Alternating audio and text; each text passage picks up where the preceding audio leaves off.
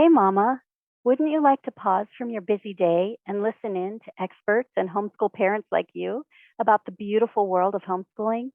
This new podcast is designed for you. Each episode connects you to the best conversations that will give you courage and fill your cup so you can keep pouring into your family every single day. Introducing the Hey Mama Homeschool Show, brought to you by the Old Schoolhouse, your trusted homeschool partner for over 20 years. Hello, and welcome to the Hey Mama Homeschool Show podcast. This episode is about the importance of art and music. My name is Steph Morrison, and I am from the Canadian Schoolhouse, which is the Canadian side of the Old Schoolhouse. And we have so much stuff for you in our show notes. Make sure you are going and checking out all the different links we have for you there. And I have a lot for you just in this show. I have never done a steady chorus of arts or curriculum. Our homeschool has just taken on, when it seemed interesting and not necessarily interesting to my boys, but interesting to me and my boys. Now, I certainly lead and go with what my boys' interests are, and if they happen to say, hey, I want to play guitar, that seems interesting, I want to try to support them in that way. So we have done a variety of things over the years. Right now my boys are almost 12 and 15, and so we've done courses. We've done like art courses where they're just practicing different techniques. We've done more art appreciation courses, I guess I would call them, where they are just learning about art. And actually, I wouldn't even say even long courses, more like unit studies kind of thing we've done for art that way. We've done the same kind of thing for music, where we've rented instruments to have in the house. We had a drum set and an electric guitar at one time. We have right now in the house, we have a guitar and a violin and a piano. At which they dabble in. Guitar is what they're actually doing lessons in right now.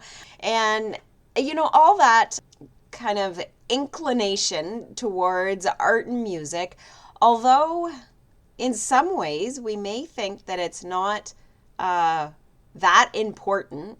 What I'm going to share with you today, and what you're going to see through all the resources we have for you on our Hey Mama Homeschool Show website, is all the different things that we actually get from music and art, and really anything creative. So what I found is that the process is so much more important than the result. So actually just maybe doing a few lessons, even just playing around with a musical instrument or playing around with any kind of artistic techniques is much more important than what the result is, either of that just that one day, or what the result might be of whether they might get serious into music or any form of art. I see art and music as just that something more that we can learn about the world around us. Not necessary, and I don't want to say not needed, because we actually really need to have creative outlets. It's actually part of our brain function to be doing creative things. Now that creative stuff comes out in so many ways. So I have a little list here of really why that process is important. And I actually have a little self motto, or maybe even a home motto, that I have of always be learning. So always be learning. What are you learning? I mean, right now, of course, my boys still have some of that basic foundation learning that they're going through. So they're learning all that stuff, how to read well, write well, speak well. They're learning basics in math. They're learning about the world around them as it applies to geography and history and science. And they are also doing that with music and art. There's so many different reasons that we learn. So we learn for brain power, and our learning does not stop when we're kids. We're going to be learning. We should be learning the whole time that we're on this earth, and maybe even after. So we learn for brain power because God gave us this brain that's what it wants to do. It wants to learn. We also learn to discover interests. So learning isn't just about getting all these basics that we need, just to function the best in our adult life. It's also discovering what interests we have, discovering interests and hobbies, which could possibly turn into some kind of a career or even part of a career, but doesn't have to. Like, we need to have that stuff in our lives as kids, as adults, where it's just our interest and we're learning about it regularly. And we also learn for a creative outlet. So that is definitely where music and art comes in. Learning in music and art, it's really a way to build and strengthen relationships. And that can be just building and strengthening community, building and strengthening relationships, because maybe you have a common interest, right? If I've got one of my boys playing the guitar and one's playing the violin and I'm playing the piano, we've got a really great activity to do together. We're going to have a lot of fun together. That's going to be a real strengthening of our relationship, to be able to share that love of music and to share that playing of music together.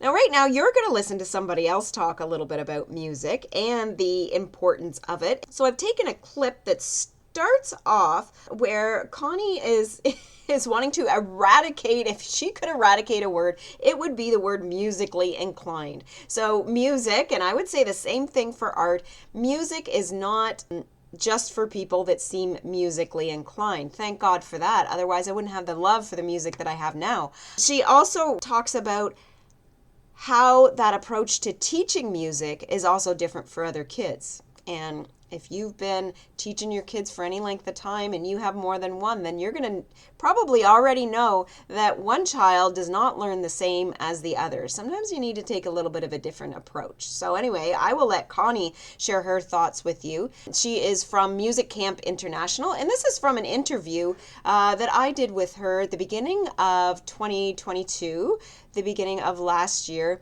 And there will be links to this that you could see the whole interview and see more of what she's saying in the show notes. So here is Connie.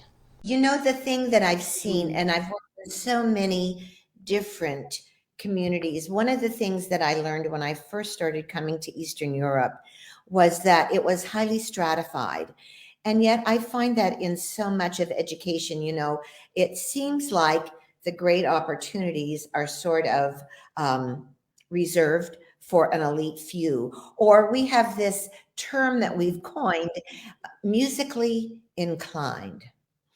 I think if there would be any term I would love to eradicate from the globe, it would be that, because I believe passionately that all children have music inside. The question is not whether they have music inside. The question is, am I good enough to get it out? Can I create the safety? Can I create the intrigue, the motivation, the inspiration, the setting, the techniques, the comfort that helps the child and the student discover and develop what is inside? And because we do know that music is the one thing we have that integrates all 5 chambers of the brain, we know that each child may have it a little bit differently. For example, if a child carries a tune at a very early age, we think, they're a musical. They're going to be a musician. They sing perfectly, blah, blah, blah, blah. If they don't, what do we say? Oh, you're not musical. You can't carry a tune in a bucket. Go weave baskets or go grow oranges or something like that. That's really not accurate. And when a child says in music, I don't understand that.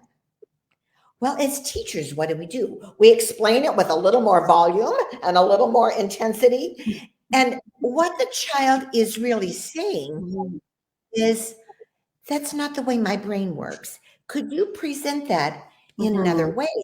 And so instead of going in through one gate, we need to go in through another.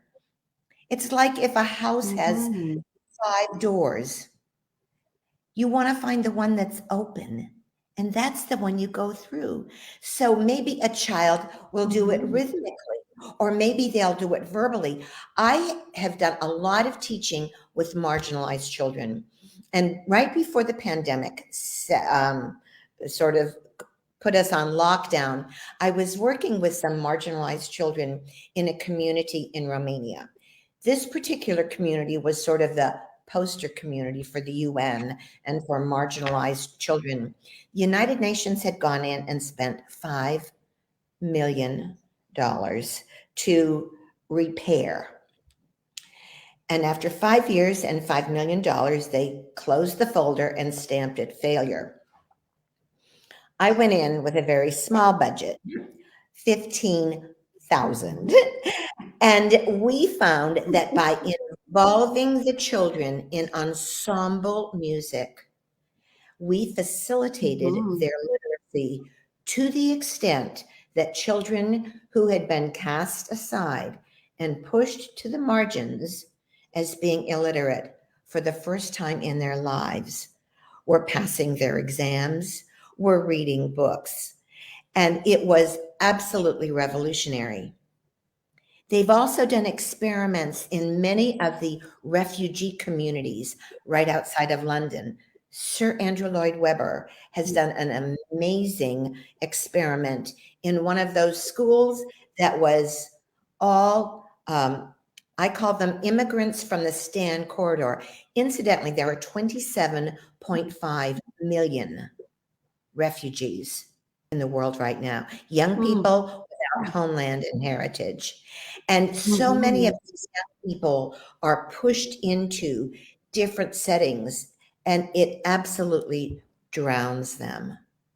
But when we give them music, they learn the language, they learn to read, they learn to build relationships, they learn to do math, they learn, I mean, it's just exponential. And that's the enhancement and the empowerment that we're talking about. So what I got from Connie the most there was that really it's just our job as the teacher, our job as the parent to find a way that our kids can enjoy music. It doesn't even have to always be about playing an instrument. It can just be about finding the type of music that they enjoy. It can be about definitely finding some things with an instrument that they might be able to have a few lessons in, not with the intention that they are going to be some great musician, but with the intention of they get to learn how to be a little bit creative. So let's consider a few other things about the importance of art and music and how that fits into our children's lives and even our lives as well. So consider the life skills gained through music instruction. We have an article on the Canadian Schoolhouse called Life Skills Through Music. And there are a few points there. You can go and take a look at the whole article. But I'm going to share just a few of the life skills that are shared in that article. One, the big picture mentality. So this is helpful with many areas in life. When setting a goal, it's helpful to keep that goal front and center as a reminder of all the work that's done and how you're inching closer to achieving that goal. So whether it's mastering an instrument, playing a particular piece, or writing an exam, realize that the hard steps of learning are the stepping stones for getting closer to achieving the goals. And it's very easy to have the goal, and it's very exciting to have the goal of being able to manipulate an instrument really well so that you can play great music. Get all those little steps it takes to get there is a lot more. So it's a great goal setting thing. It's a great big picture mentality. I'll right along with that is perseverance.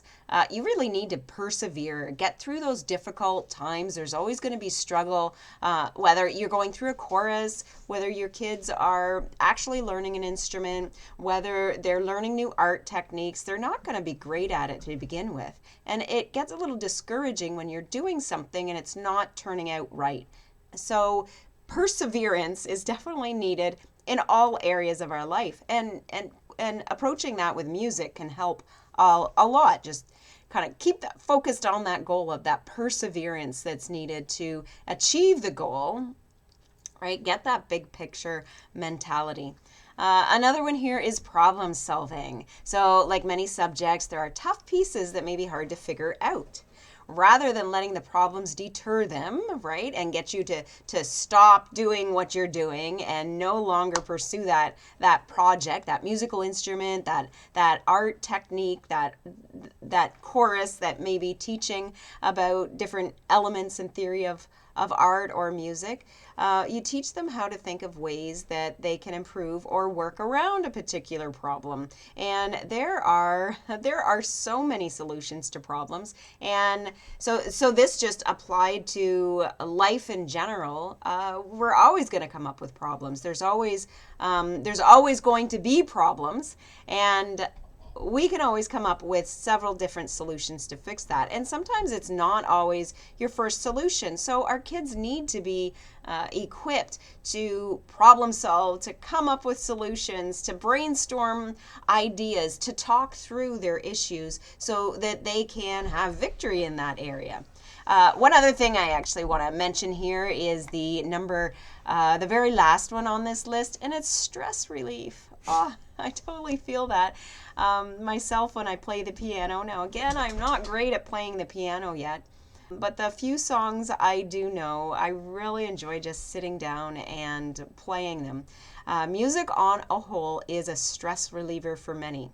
Some people like to write in journals, draw or paint pictures, or read books. Some like to sing songs or play an instrument to ease their minds and relax. So that's so true, and you can find that probably every one of your kids, there's a music that they will relate to, and it doesn't have to be just about playing an instrument, right? That stress relief is in listening to different kinds of music as well. So the next area to consider is the opportunities that are available related to music. So another article we have on the Canadian Schoolhouse is called Music More Than Meets the Ears. Along with this, we have a PDF that you can download. It'll be like a poster, like a normal page size poster, and it's called Music Opens Doors. And what that poster is pretty much the summary of everything that's in the article. And there are 12 different, I'm going to call them benefits. There are 12 different benefits noted here that learning music, that learning to play an instrument specifically will just open doors in different areas of life. So I'm just going to read a couple of them here. Again, there's 12, so go and check out this article. So math, and that's actually a big one that comes up a lot, talking about the benefits of learning music. Learning music can improve math skills and show that math is practical, useful, and fun in many areas of life. And there is a lot of math actually really involved with learning music, with reading music, but even any instrument. I think I can safely say any instrument requires a certain understanding of patterns and a certain understanding of even like number systems that are applied in some instruments. So we get a benefit of conceptualizing math. Confidence. Memorizing pieces provides a great way for students to increase confidence in their skills of concentration and ability to memorize. Lots to memorize with learning music, and even, of course, getting into music history or learning just music theory, right? Obviously, those type of more intellectual type of learning that way, that there's lots of confidence that can be built in that area. We also have here travel. Being part of an orchestra or band may bring the chance to travel for competition or performances. So this is even on the smaller scale, not even as a professional musician. And obviously, if somebody might go and one of your kids pursue a music career, there's a good chance travel is going to be involved with that as well, depending what approach they take. But even just doing it in a being part of a choir, being part of, as it says here, being part of like a band or an orchestra, right? There's lots of opportunity to bless other people with that wonderful ensemble that you're part of. And I like this one too, and I mentioned this a little earlier about the benefits, even just to strengthening relationships, creating new relationships. Music can bring siblings and extended family closer as they sing and play together. And that happens in so many different ways. You can even foster new friendships or build on friendships when you've got music in common. So our next area is consider the abundance of music courses and lessons. So just as Connie was mentioning that you may have kids that you've done an approach, you've either had curriculum or you've taught them certain things yourself and they're just not getting it. They're more frustrated than feeling like they're problem solving through the challenge. And there are so many different courses, so many different approaches to learning a musical instrument, so many different approaches to learning about music theory, which is really, really helpful if you want to take it, especially learning music theory, and really that can apply to every instrument. And just having that different perspective from different lesson designers, different tutors, different music professionals that might be doing lessons. You know, there's so many different ways that people teach. Not only that there is definitely a way out there for your kids to learn music or for you to learn music, but also just how important that seems to be in our culture of learning music and art. Just on Schoolhouse Teachers, our curriculum site, we have over 20 art courses and unit studies. And there are about 17 music courses and unit studies. And that does not include all the World Book resources on those two subjects. In addition, there are also many other companies that provide learning material for art and music. Like, just consider that abundance that's out there, and that if we look on these different things of considering how important this is, it does seem pretty important, doesn't it? Art and music can be just a really fun part of your homeschool. Again, not something that needs to be that we need to feel like, oh, it's so necessary to learn this, and this about music, but just make it an interest-led type of learning where your kids can have a little bit of say, you can have a little bit of say, of course, and that you can work together to find ways to approach these two creative subjects and just nurture that creativity that God gave you. Don't forget that you can find more on this topic on our show notes at homeschoolshow.com. So you can see the links to anything that I mentioned here, as well as a whole bunch more in our magazines and different parts of our websites. So you're going to find lots of other resources there on this subject. And I'll let you know about our upcoming shows. So our next one coming up on March 20th, When They Won't Listen, How to Gain Attention. I'm sure that applies for sometimes some children more than others, but you need to listen to this one. You're going to get great tips on how to gain attention and gain it with a happy face, both you and your kids. So, attending conventions, is it necessary? Well, probably not necessary, but is it helpful? Is it important? Well, you can check that out. That one's going to come out on March 27th. And then we have our one coming out on April 3rd, What to Do When Mom is Exhausted. Oh, that's going to be a great topic because it comes up so often in homeschooling circles. I see it coming up on social media a lot, and it's a topic, again, that we cover quite regularly in the magazine. Thank you for listening, and I look forward to sharing more great things with you about your homeschooling life. Dear Lord, I thank you that you have brought this mama to us, that she is listening and looking for ways to just improve her family life and enrich the life of her children. Lord, just guide us all in your way and your creative adventure that you've given us in so many areas of life. Thank you and praise you. We give you the glory for every good and perfect gift. In Jesus' name, amen.